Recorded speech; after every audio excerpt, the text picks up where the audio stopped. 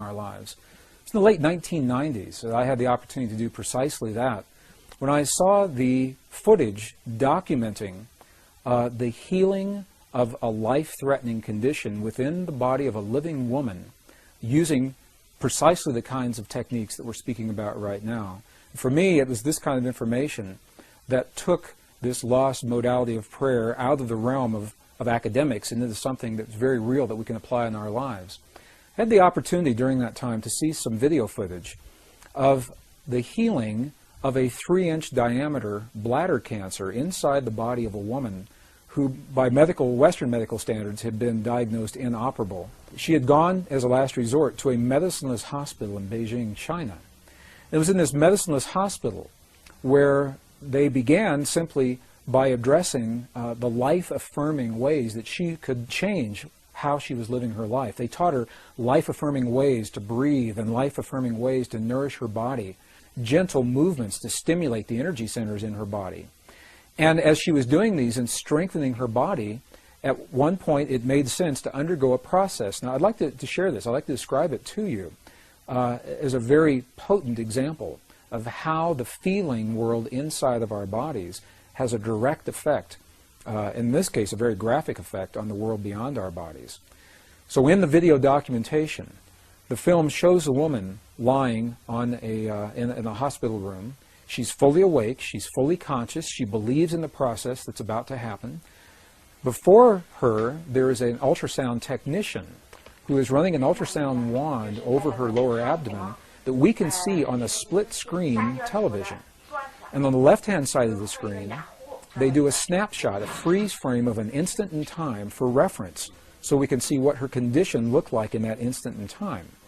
On the right-hand side of the screen, we are able to watch real time as 3 practitioners stand behind her, working with the energy in her body and with the feelings in their bodies. And what they do is they begin to chant a word that to them they've agreed upon, that reinforces the feeling within them that she's already healed. The chant essentially says, already healed, already done. And as they begin to have this feeling and to say these words among themselves, on the computer screen, on the television screen, we can watch in real time this cancerous tumor as it disappears in less than 3 minutes real time. It's not like time-lapse on a documentary where you see a rose unfold in 30 seconds in something that normally takes days. This literally happens in less than 3 minutes. Her body responded to the feelings of the practitioners who were trained to have the kinds of feelings that they were having.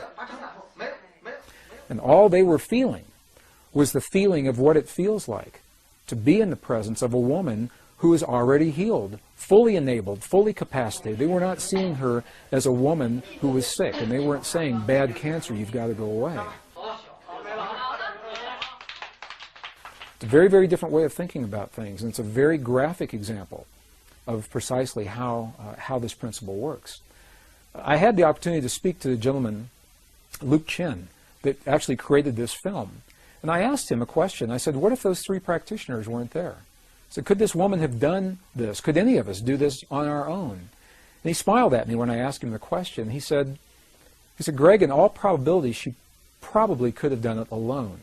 However, there's something about us humans in that we seem to feel more empowered and stronger when we're supported by others in the things that we believe in and in the things that we choose to accomplish.